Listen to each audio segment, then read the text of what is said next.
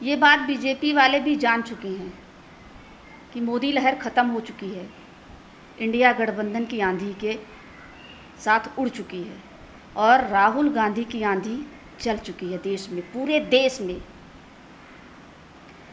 तभी तो बीजेपी के वरिष्ठ नेता, वरिष्ठ प्रवक्ता और मंत्री लोग कभी मोदी जी के हाथ की दुहाई दे रहे हैं कि इस व्यक्ति के हाथ को देखिए, आपको किसकी याद आ रही है? आपके नाना के, आपके दादा के, आपके पिताजी की।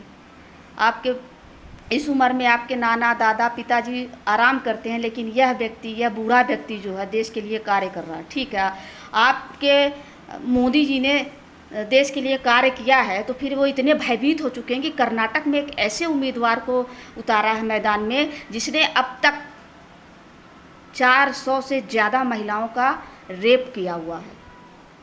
और ये बात पूरी दुनिया जानती है, मोदी जी को भी पता है, सबको पता है। फिर भी आपने ऐसे व्यक्ति को उम्मीदवार बनाकर क्षेत्र में उतार दिया। उसका नाम है प्रज्वल रेवन्ना। ऐसे व्यक्ति को मैस रेपिस्ट कहा जाता है और ऐसे व्यक्ति के लिए मोदी जी भरे मंच से बेशर्मों की तरह महिलाओं से माफ़ी मांगने की जगह, इस देश की महिलाओं से माफ़ी मांगने की जगह उस व्यक्ति, उस मैस रेपिस्ट के लिए वोट की अपील कर रहे हैं। मोदी जी ऐसे ऐसे लोगों से अलायंस कर रहे हैं कि इस देश का बंटाधार तो वो कर ही चुके हैं, अभी भी वो तैयारी कर रहे हैं। और मोदी जी कहीं ना कहीं मान चुके हैं कि मेरी आंधी ख़त्म हो चुकी है राहुल गांधी जी के सामने, इंडिया गठबंधन के सामने। मोदी जी, आपको जरा सी भी शर्म नहीं आती? आप खुद को कहते हैं कि मोदी की गारंटी।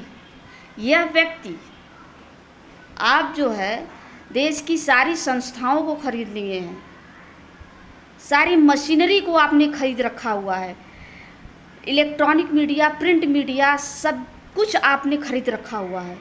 फिर भी आप डरे हुए हैं, फिर भी आप डरे हुए हैं।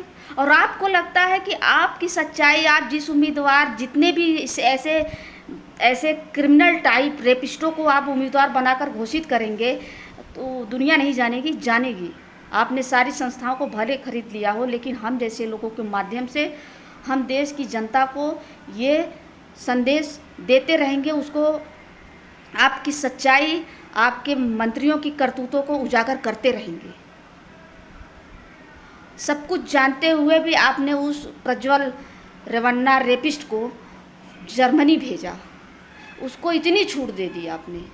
तो देश की जनता जो है सब कुछ समझ चुकी है मोदी जी, अब आपके दिन गए, ये आप मान लीजिए।